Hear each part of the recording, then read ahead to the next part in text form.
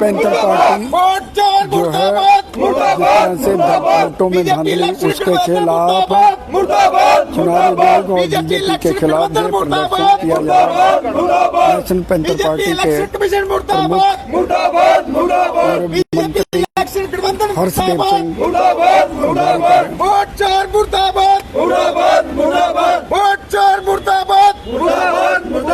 Election में धांधलियां करने वालों को फांसी दो, फांसी दो, फांसी दो।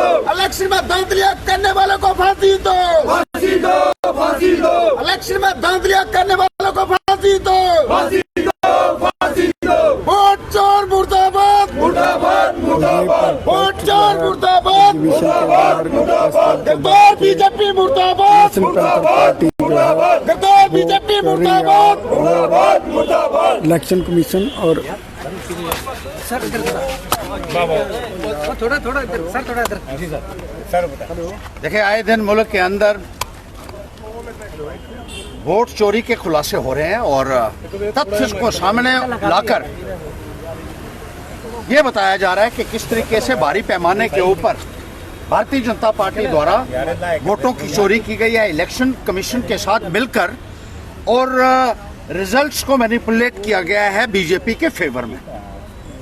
ये जमहूरियत के साथ सिर्फ एक मजाक नहीं है, बल्कि जमहूरियत को खत्म करने की एक कोशिश की जा रही है, जिसके लिए सारे हिंदुस्तान के अवाम को उठ खड़ा होना होगा।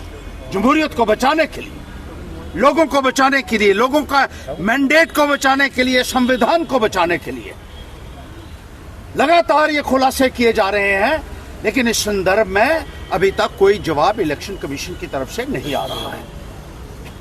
ये एक बहुत बड़ा स्कैम है, एक बहुत बड़ा खिलवाड़ किया जा रहा है लोगों की एस्पिरेशंस के साथ, और हम पूरे तरीके से इसमें एक इंक्वायरी चाहते हैं जो सुप्रीम कोर्ट के जज द्वारा इंक्वायरी की जाए और वास्तविकता जो है वो सामने आ सके।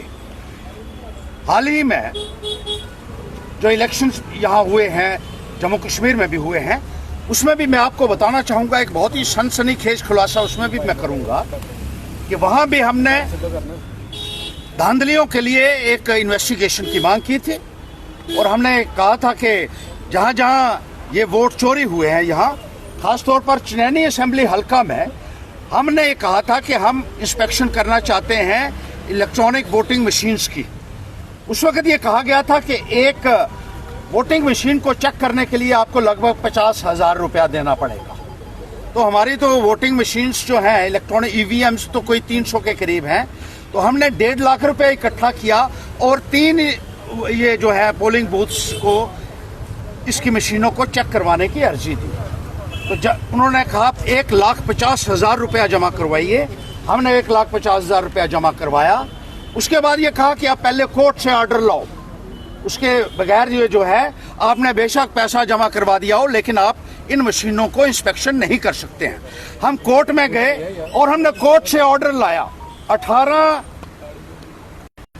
जुलाई को, 18 अगस्त को वो कोर्ट का ऑर्डर लाया, और 1 महीना हो चुका है 18 जुलाई से आज तक। अभी तक कोई भी 2 लेटर्स हम लिख चुके हैं, कोर्ट का ऑर्डर आ चुका है कि इनको इंस्पेक्शन जो है वो की इजाज़त है, और इन्होंने पैसा भी जमा करवाया हुआ है जो इलेक्शन कमीशन के कायदा कानून के मुताबिक था। लेकिन उसके बावजूद भी कोर्ट का ऑर्डर 2 बार हमने सर्व किया इनको, और कोई कार्रवाई इनकी तरफ से नहीं हुई है। 2 दिन पहले मुझे ये कहा जाता है कि अब कानून बदल चुका है। पैसे भी मैं मुझसे ले लिए 1.5 लाख रुपया, और कोर्ट में जाने के लिए कहा, कोर्ट का ऑर्डर भी लाया। उसके बाद भी अभी तक उन बैलेट बॉक्सेस को, उन ईवीएम्स को जो है वो इंस्पेक्ट करने के लिए इजाज़त नहीं दी जा रही है।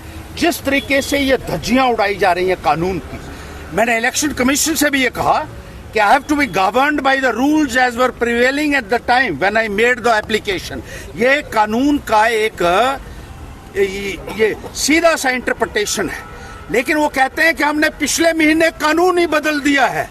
तो जो पैसा हमने दिया और जो कोर्ट का ऑर्डर आया, उसकी भी जिस तरीके से ये खिल्ली उड़ाई जा रही है, ये दर्शाता है कि इलेक्शन कमीशन किस तरीके से भारतीय जनता पार्टी को सपोर्ट करने के चक्कर में अपनी स्वायत्तता को खो चुका है. It has lost its autonomy and we demand the resignation of all these officers who are involved in rigging of elections, manipulations of voting machines and all these frauds. They need to resign immediately और मुल्क के अंदर जमहूरियत को सही तरीके से लागू किया जाना चाहिए. राहुल गांधी जी ने भी जो है भाजपा